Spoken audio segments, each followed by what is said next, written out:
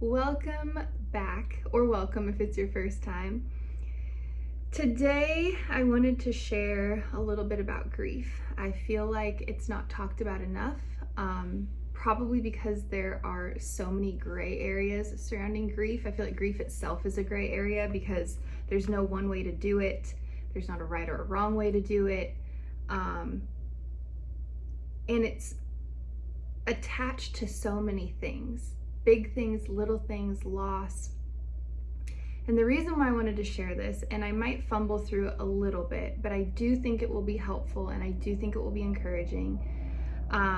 2 nights ago, I was actually going to record this yesterday, but my eyes were so puffy and I was in such a daze because I'm sure someone out there knows what it's like to just have an absolute bawl session where you just bawl your eyes out for hours. And your eyes are swollen and you have a migraine and you're just a puddle on the floor. And that happened 2 nights ago. I have shared just that, we're all going through stuff. I'm not exempt to that. There's a lot of blessings in my life and so many things to be grateful for, but that doesn't mean that there aren't hard things too.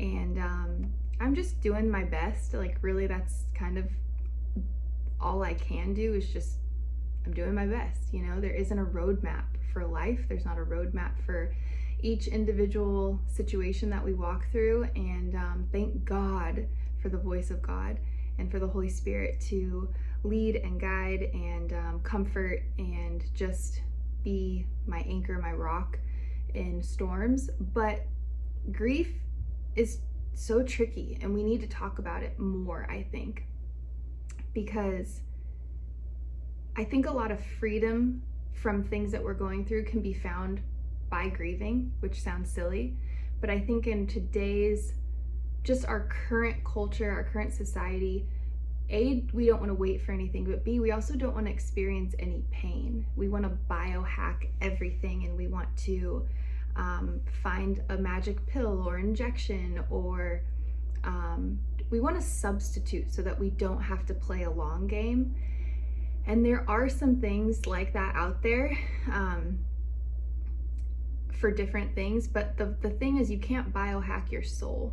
You can't trick your soul. You have to go through certain things. You can't just pretend something is not there or that it's not happening and it will go away. All you're doing is kicking the can further down the road, and it will snowball into something arguably a lot worse and a lot more painful. By avoiding grief. So anyways, 2 nights ago, I got a text from my mom and she shared that our family dog has passed away. And, she had a wonderful life, but it's sad. And as sad as I was actually very grateful that she told me exactly when she did, because there are other things in my life that are hard and sad. I don't know about you guys, but I'm someone who sometimes I just wish that I could cry, or I wish that I could just let it all out, but I can't make myself cry. Sometimes there's just a blockage, and even if I'm sitting there in front of it and I'm no, I want to cry. I want to experience emotion. I want to feel the feelings. I'm not avoiding it. Please come. I can't force them to come. And so I was actually really grateful because, and if I cry, I'm sorry. I was actually really grateful because she told me, and what it did was that thing that I was really sad about and that did require grief, it actually opened the floodgates for a lot of other things that I have been not intentionally avoiding, but maybe haven't had the time or the space to really grieve. And I read a quote the other day that was yesterday actually, when I was just reflecting on this and talking to God about just grief and just different things, and I wanted to share it because it's very, very true and good. And the quote is by Riri, R-I-R-I. I don't think that's Rihanna, I think it's someone else, but maybe if you're into philosophy, you'll probably know who that is. I don't. But the quote is, "Grief isn't just the loss of what was, it's the acceptance of what will never be." And I think often we just attach grief to loss. And, we've been through a lot of grief, even in our marriage. And a lot of you found me, and a lot of you, I mean, the birth of this podcast was birthed out of a place of grieving loss. Walking through a really hard fertility journey and being very mindful to not call it infertility, because I did not want to label myself. I knew that I know our words have power. The entire universe was created with a word, and we are made in his image. And so I knew that, it says in the Bible that the power of life and death is in the tongue. And so I never claimed that, but it was a hard journey. It was hard to not get pregnant. It was hard to have doctors tell me I wasn't going to ever get pregnant. It was hard to have doctors tell you that, like, hey, you're getting too old to have babies. And yeah, it's just hard, right? You have to grieve those things. You have to grieve what potentially would or wouldn't happen. And then we get pregnant, and beautiful little girl, and third trimester, she goes to heaven, and I don't understand why. And so we had to grieve her loss. But I think that the other side of this that I realized then, that I don't know if everybody realizes and grieves, you can grieve the loss of the person or the thing that you lost, but the other side of grief, like it says in this quote, is it's the acceptance of what will never be. And there's something equally as painful. When I was so sad to lose her, I was so sad that I didn't get to raise her, and I didn't get to, like, truly meet her. That still makes me sad. I still grieve it. But equally as hard was accepting what would never be. And so I was grieving that she wasn't here anymore. But then I also had to grieve another layer, which is she'll never be here. And I think that one of the blessings and the gifts of talking to other moms who had lost their babies and gone through, miscarriage and stillbirth and just hard things like that, was I saw very clear pictures of women who grieved the loss but held on and didn't want to accept the future. And then I had the beautiful gift of moms who grieved both. They're like, it sucks, and I lost my baby at this stage. And I had to accept that I was never going to be their mom in earth the way I thought I would. I had to accept that I'm not going to raise this child, but I do have these other kids who need me. And so, yeah, I just wanted to share that quote, because I do think sometimes we grieve but not fully, but we don't always know how to grieve fully. And like I said, there's no right or wrong, and there's not a roadmap, and everyone does it differently. And maybe what you're grieving isn't the loss of a person. Maybe it's just the loss of a relationship. I mean, grieving someone who's still alive, that's a whole nother ballgame. That's a whole nother ballgame, because they're not there, but they're there physically, And so if you have someone who's abandoned you or wants nothing to do with you or whatever, that's hard. And that's where I think the latter part of that quote, the accepting what will never be and grieving that, comes into play. But 2 nights ago, our family dog passed away, and that opened the floodgates, and I just started crying. I didn't fight it. I just really leaned all the way in, and I just put on some worship music, and I just laid on the floor, and I was just like, Lord, I just want to grieve all the things that I've lost that maybe still are hurting my heart. I want to grieve and accept what's never going to be, because as beautiful as my life is, I think a lot of times we get to a place where we're like, wow, I kind of saw this being different. I saw this going different. I saw this relationship being different. And if we don't grieve those things and we just ignore them or stuff them down, they don't go away. I think that stifling grief manifests in other ways. You can become completely numb, which has happened to me in the past, because you don't want to feel the pain of something, so you shut off all emotion.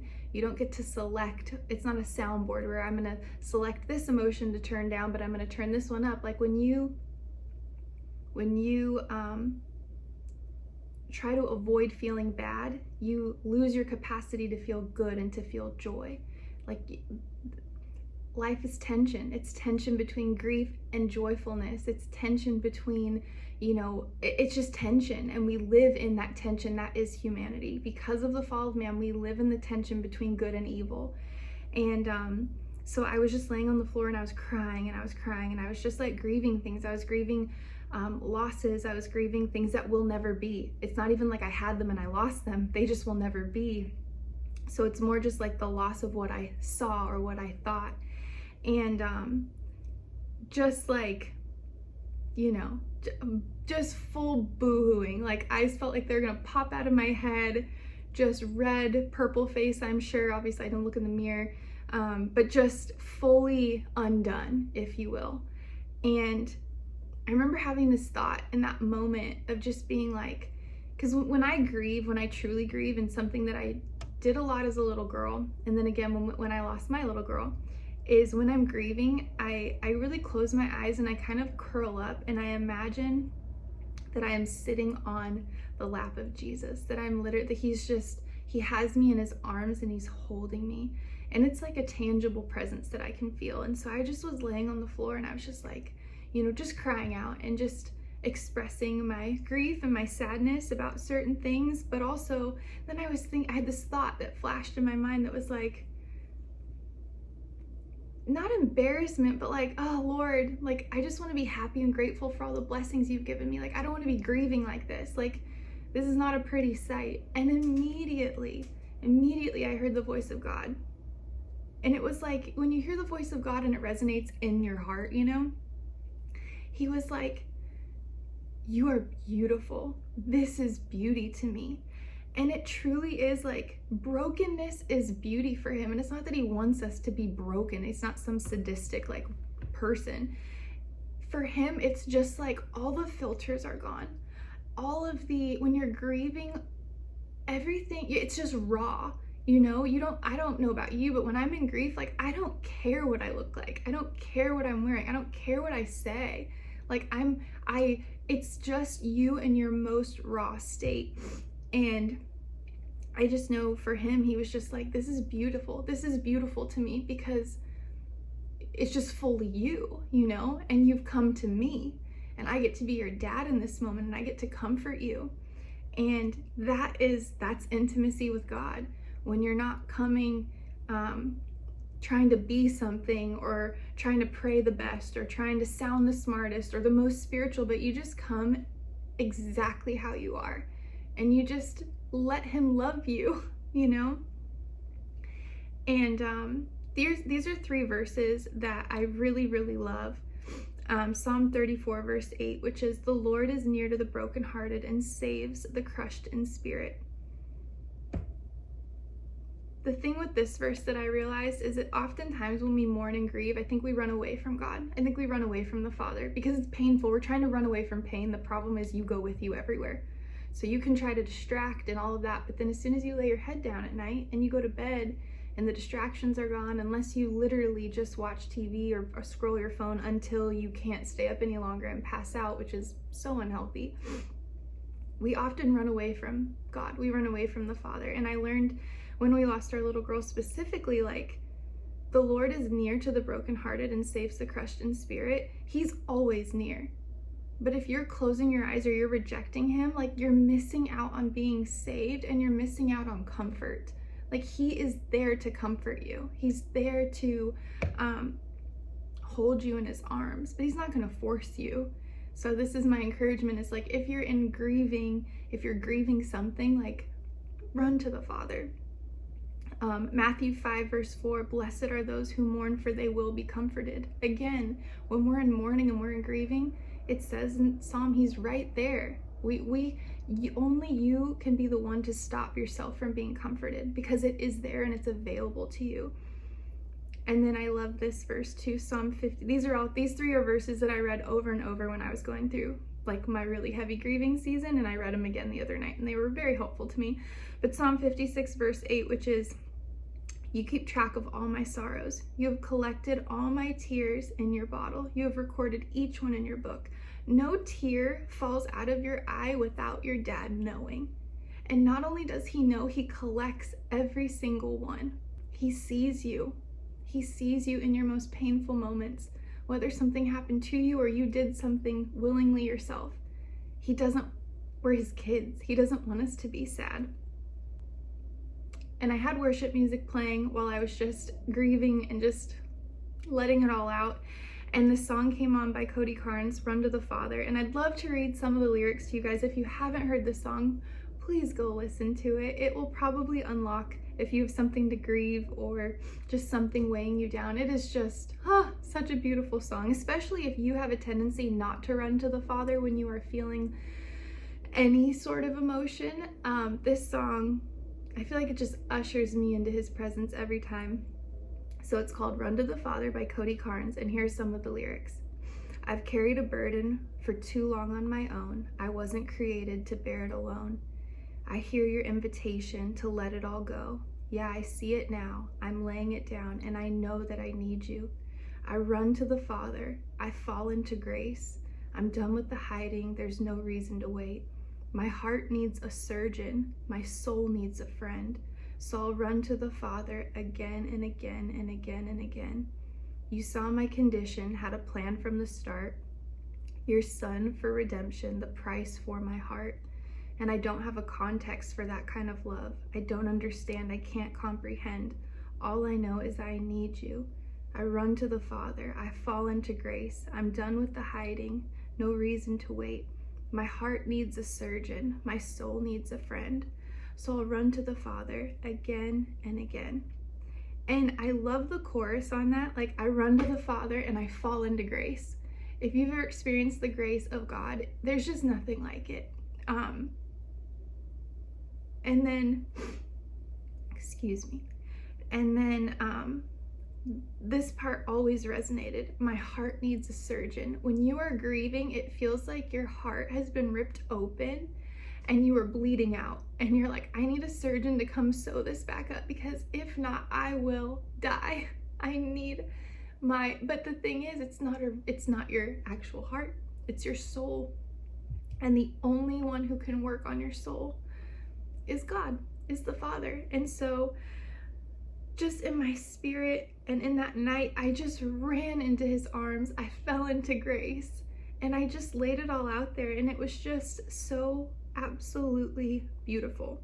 And I think that like I shared earlier, we try to biohack things and get past things and maximize things. You know, it's like, oh, I don't need 9 hours of sleep. I can just get 6 hours if I do this during the day, or if I take this supplement, or if I do this thing. And you know, I'm gonna biohack how many days I can work. And we're trying to eliminate some of the things that God created in us. We're turning things off in us that he created in us. And I think there's going to be a devastating effect from it. But the thing with grief that absolutely sucks is you have to sit in it. You have to. I don't remember who said this. I heard it in a podcast, and it was like, grief demands a witness. You have to grieve. You have to feel it. You have to experience it. What I will say is there's a fine line, for me anyway, between grief and a tormenting spirit. When I can't get out of the grief, there's a grief that when I grieve, it's painful. It almost feels like, I don't know, my soul is throwing up in a way. Like I'm just grieving and I'm just getting out all this pain. But there's a part of it that feels peaceful and feels necessary and doesn't feel dark. It feels heavy, but it doesn't feel dark.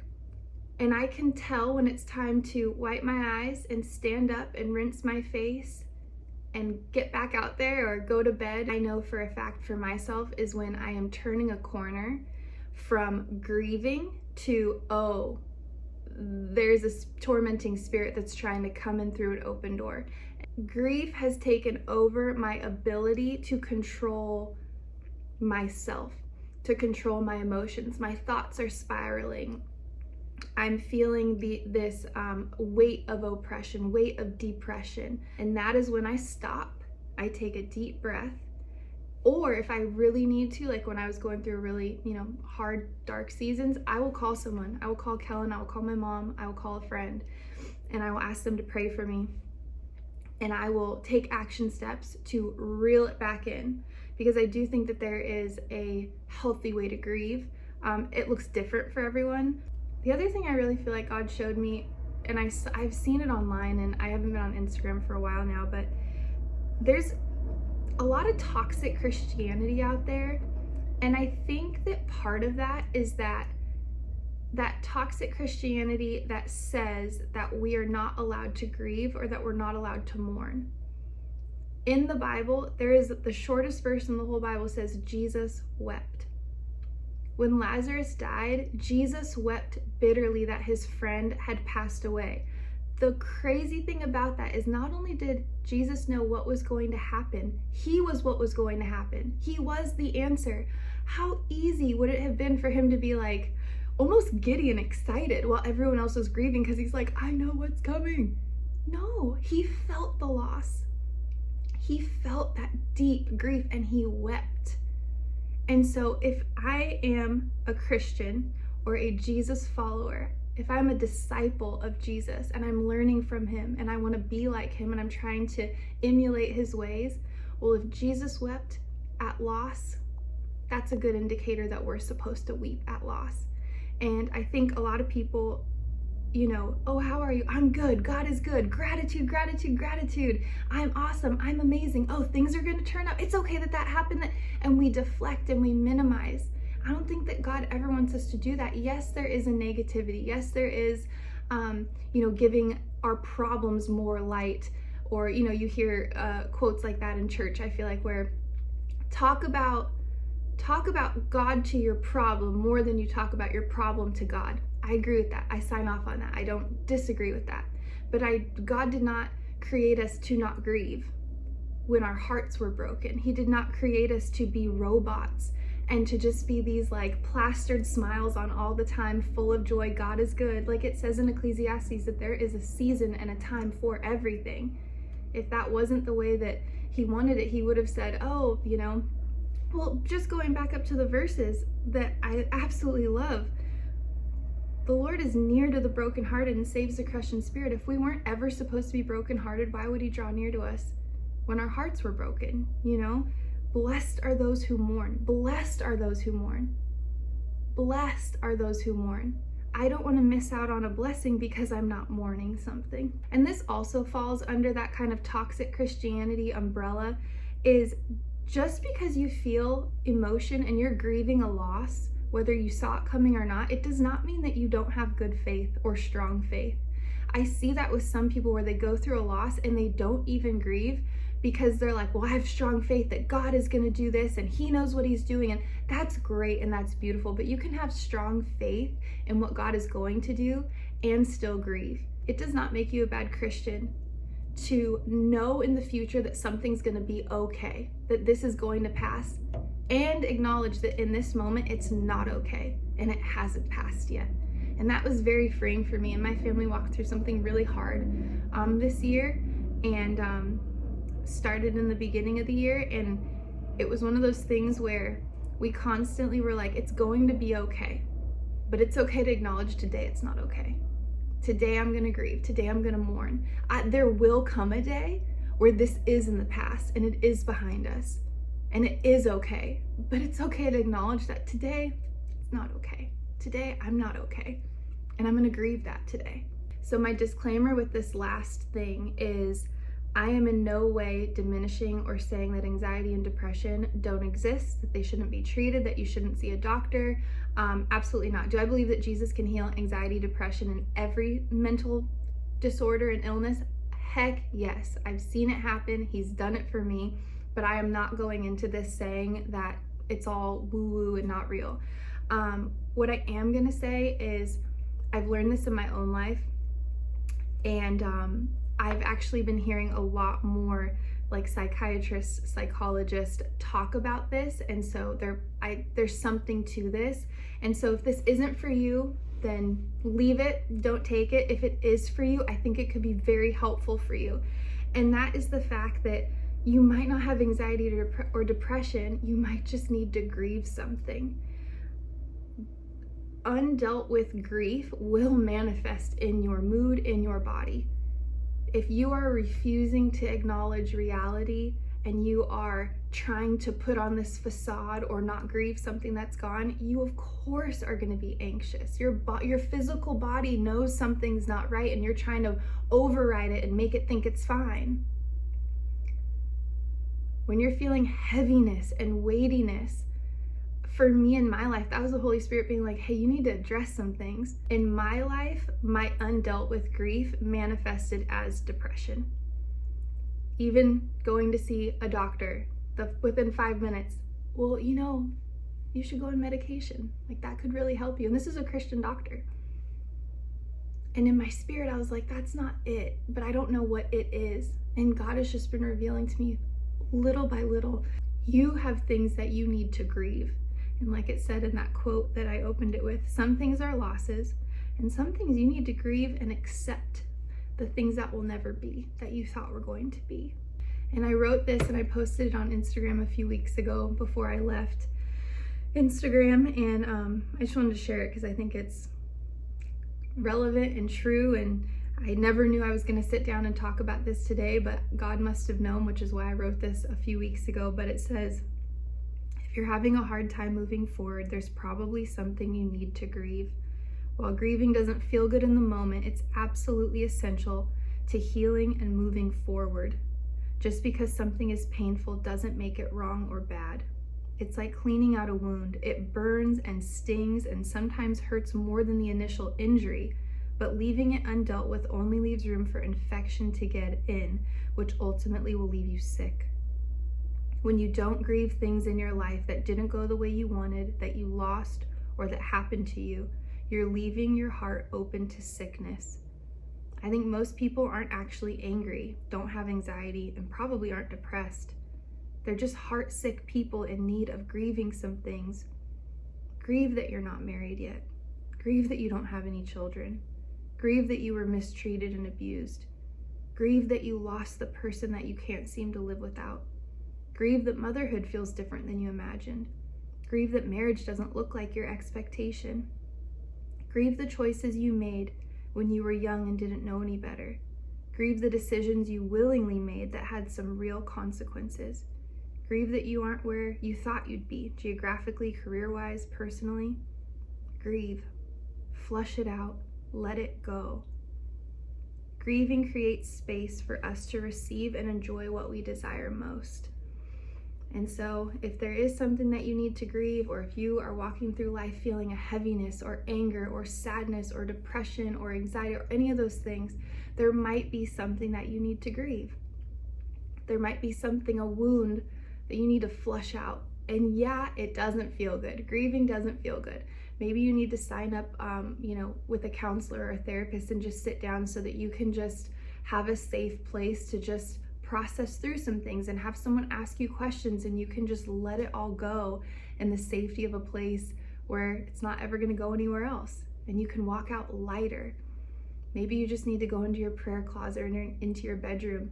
Maybe you need to write a list down of the things that you're sad about, or that haven't come to pass, or that aren't ever going to come to pass. Grief is necessary. It doesn't feel good, but every time I have a period of grieving, I feel lighter. I feel more clear. I laugh deeper after. I enjoy the blessings that God has given me more. I'm filled with more hope. And again, grieving isn't meant to be done alone. Like those verses, God is near you when you're grieving. And that is where the healthy grief happens, is when you just grieve in his lap. So anyways, I hope down the road that I have more insight, more tips, more tricks, but I think it's a question for the ages as to how do you grieve? How do you deal with grief? My advice is when it pops up, lean in, and don't go by yourself. Take God with you. All right, I love you guys, praying for you, and I'll see you next week.